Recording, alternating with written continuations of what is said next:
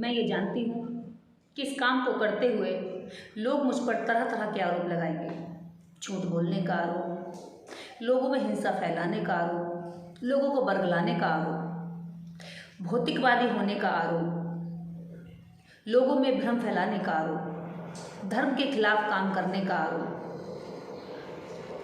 और सबसे बड़ा आरोप कि वो मेरे चरित्र पर भी आरोप लगाएंगे। लेकिन फिर भी मैंने अपनी जिम्मेदारी समझते हुए इस काम को लिया है।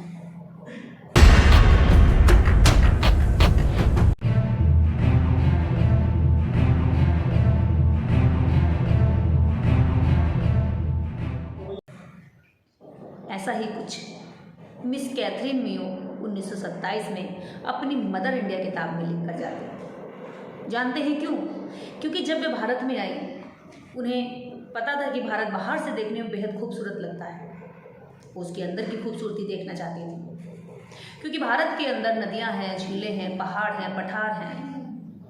इस भारत में प्रकृति ने हर चीज को इतने खूबसूरत तरीके से मानव जीवन को दिया, लेकिन यहाँ के लोगों ने धर्म के नाम पर प्रकृति का ही नुकसान किया।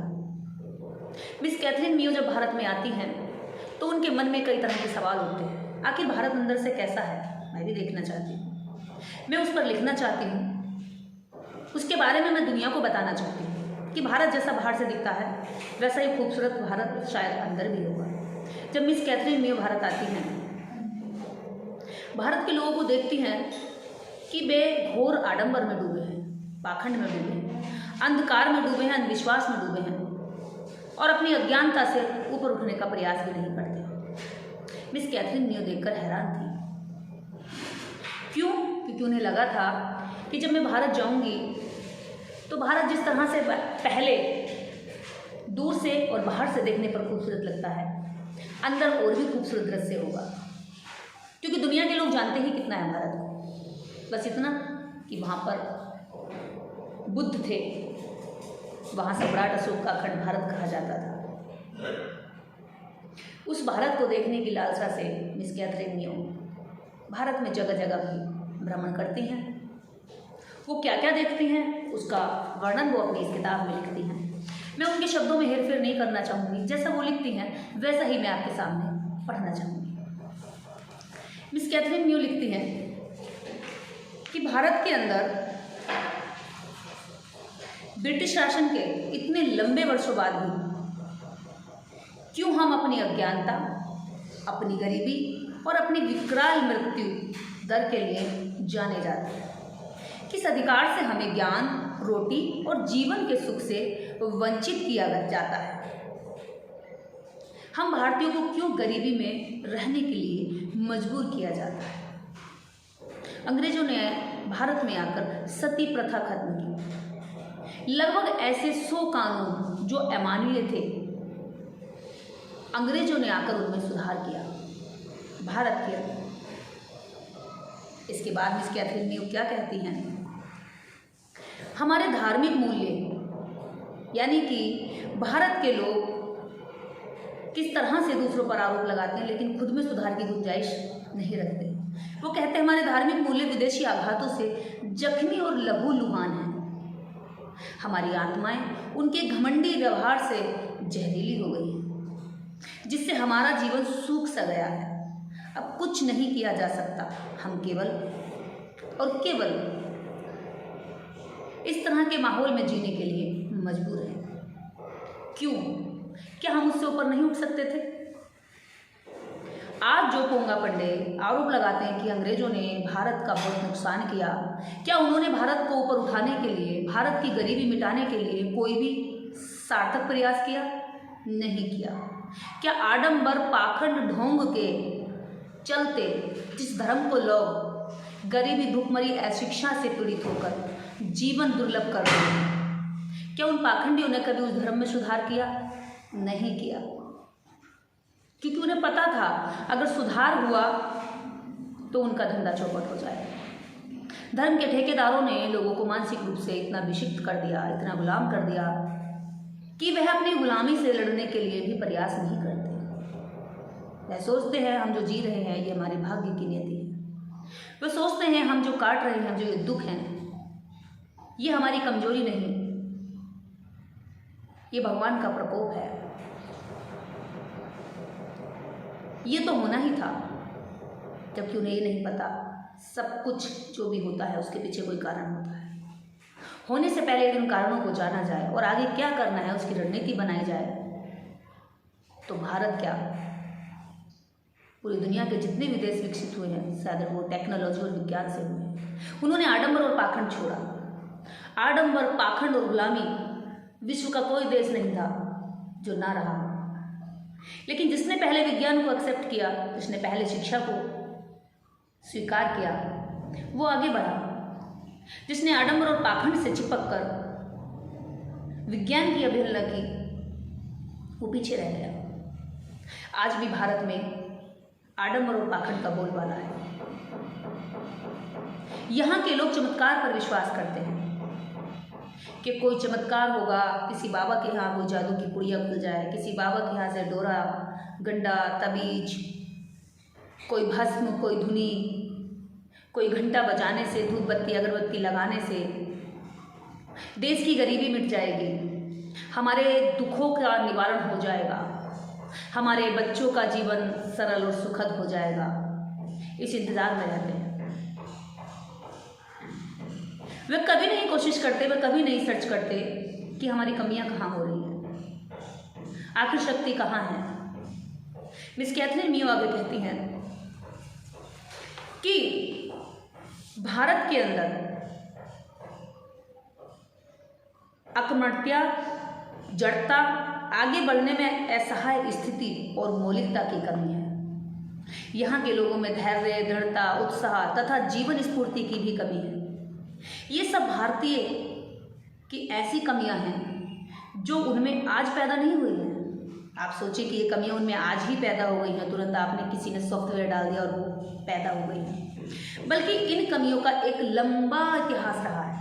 ये कमियां उसमें तब तक बनी रहेंगी जब तक कि वह उनको समझकर अपने दोनों हाथों से उखाड़ कर नहीं फेंक देता।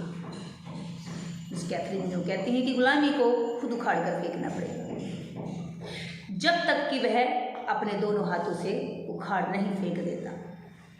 उसकी आत्मा और देह सचमुच गुलामी में बन चुके हैं, किंतु वह अपनी गुलामी को खुद ही गले से चिपटा कर रखता है और उसकी रक्षा के लिए हिंसा तक पे उतर आता है।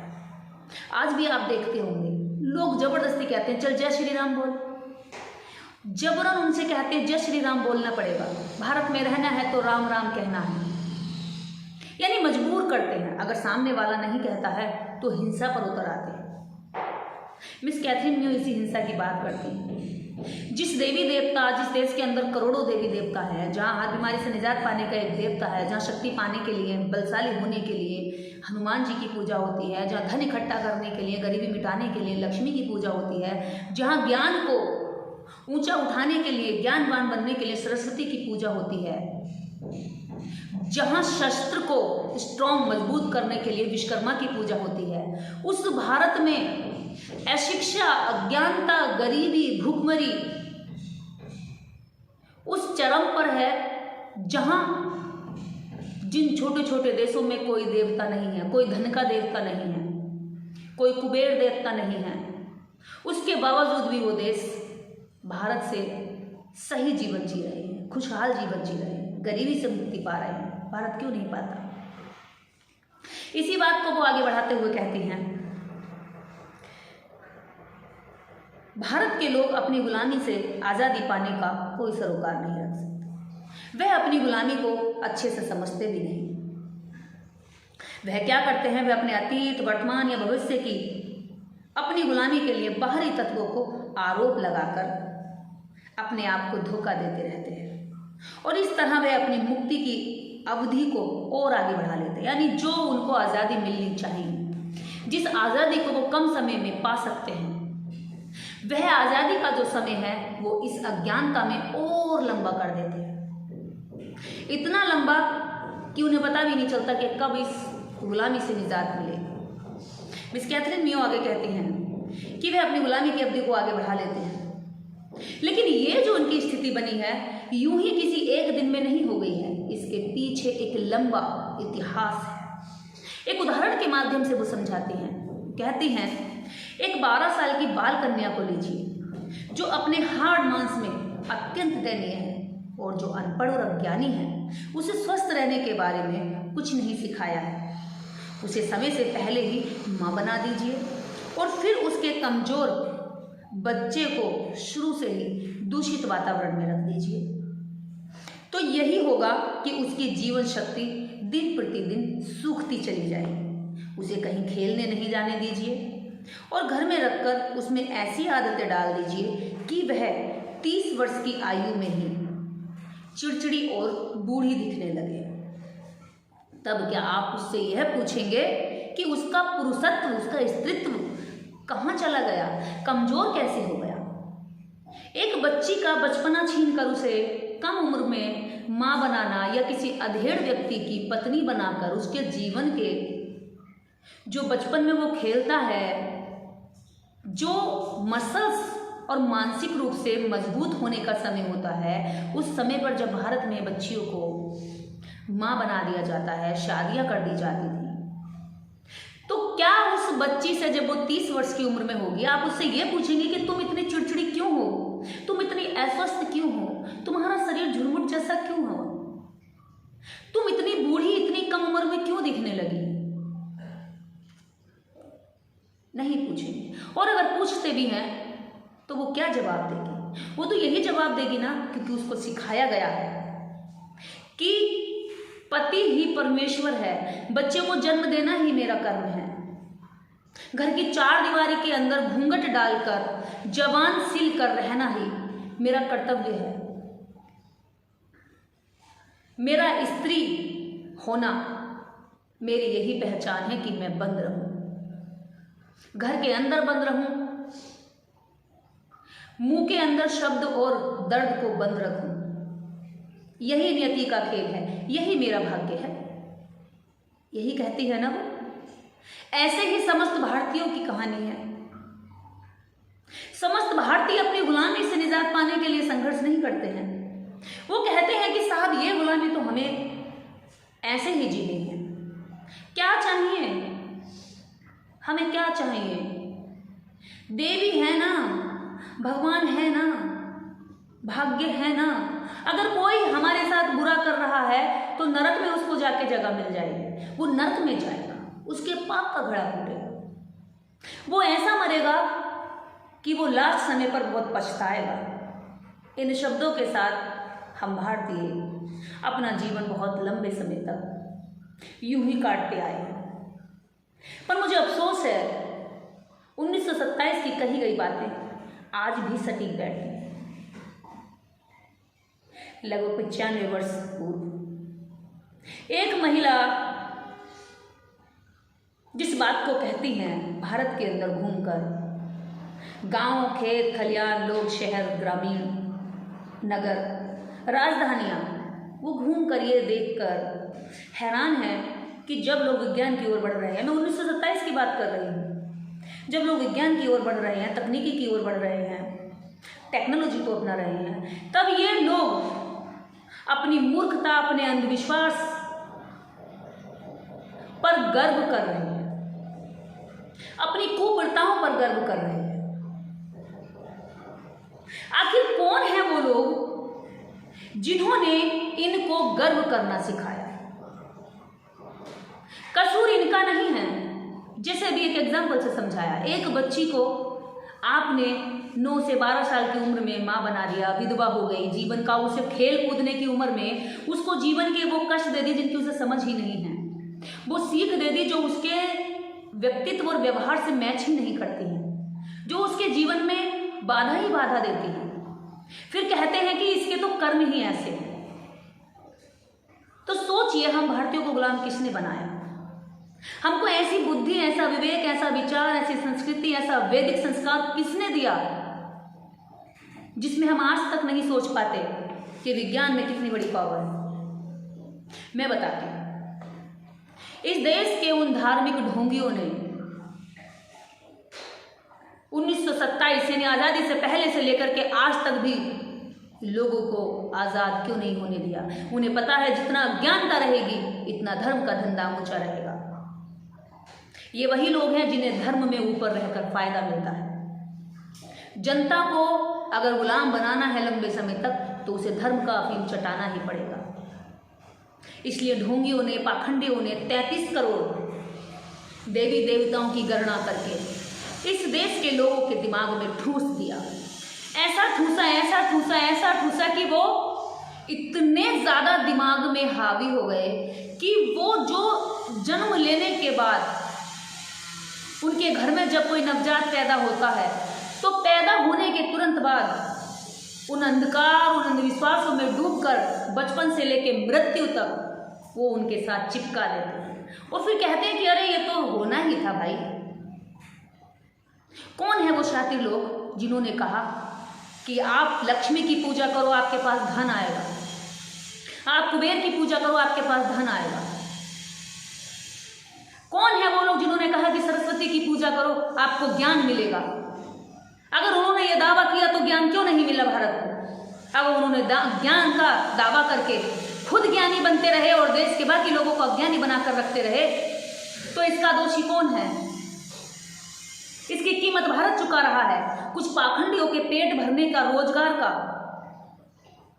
जो साधन है उसकी आड़ में पूरा देश बर्बाद हो रहा है। देश का मानसिक जो स्तर है वो ऊंचा उठने के बजाय नीचे गिर रहा है। कौन है ये अपराधी लोग जो लोगों के मस्तिष्क को विकसित होने से रोकते हैं, जो उनके दिमाग में बचपन से लेकर बुढ़ापे तक इस तरह के संस्कारों को ठूंसते हैं? बच्चा जन्म लेगा तो उनको बुलाइए नामकरण करने के लिए, वो आएंगे, खाएंगे, पेट फुलाएंगे, चले जाएंगे, दान दक्षिणा लेंगे, कोई मेहनत नहीं करनी। आपका पिता मर गया, वो आएंगे, कहेंगे पितृदान, पितृदोष है, वहाँ स्वर्ग में तुम्हारे पिता को हम हलवा पूड़ी खिलाएंगे, तुम हमें यहाँ हलवा पूड़ी खिलाओ और हम तुम्हारे पिता को वहाँ तक पहुँचा देंगे। अरे तुम खाओगे और हमारे पिता को वहाँ कैसे पहुँच जाए? आज तक कोई मरने के बाद वहाँ से लौट कर आया नहीं, तो किसने बता दिया कि ऊपर स्वर्ग है और नरक है? तुमने बताया, क्योंकि तुम्हें पता था कि लूटने का एक अच्छा साधन है। हर बच्चा अपने माता पिता को प्रेम करता है और कोशिश करता है कि मैं उसकी आत्मा को, तुमने पहले आत्मा डाली दिमाग में, फिर तुमने आत्मा को शांत करने के तरीके बताए। लोगों ने शांत करने के लिए सोचा क्या करना है, तो तुमने फिर उसे बताया कि ये सब करना है। तुमने वही बताया जिसमें तुम्हारा फायदा है। भारतीयों का क्या फायदा हुआ? तुमने भारत को लूटा है केवल अपने आडंबर पाखंड को बनाए रखने के लिए, अपने वर्चस्व को बनाए रखने के लिए। हमारे भारत को तुमने अंदरूनी रूप से बहुत कमजोर किया है। हम समस्त भारतीय तुमसे हाथ जोड़कर अपील करते हैं, तुम्हें अच्छा खाना है खा लो, तुम्हें अच्छा पहनना पहन लो, तुम्हें जो सुविधाएं चाहिए ले लो, लेकिन लोगों को मानसिक रूप से गुलाम करना छोड़ दो। बख्श दो आखिर इन लोगों को। कितनी पीढ़ियों तक इनको इस तरह गुलाम बनाकर रखोगे? मैं यहाँ उन लोगों का दोष कतई नहीं बताऊंगी जो इस आडंबर में अभी चल रहे हैं। दोष उन लोगों का है जो जानबूझकर उन्हें उस आडंबर में धकेले हुए हैं, उसमें बंद करके रखना चाहते हैं। हे देश के नागरिकों, आपका दिमाग, आपकी बुद्धि, आपका विवेक ही आपको गुलामी से आज़ादी दिलाएगा, आपकी गरीबी से मुक्ति दिलाएगा, आपके दुख दरिद्रता से मुक्ति दिलाएगा। उसके लिए आपको अपनी गुलामी पर गर्व नहीं करना है। उस गुलामी को उखेड़ कर, नोच कर फेंक डालो। ये तुम्हारे ही जीवन को नहीं बर्बाद करती, तुम्हारे आने वाले बच्चों के जीवन को भी बर्बाद करती है। मिस कैथरीन मियो के अगले पार्ट को हम जल्दी ही आपके बीच में लाएंगे। आज तक के लिए इतना ही काफ़ी है। जय भीम।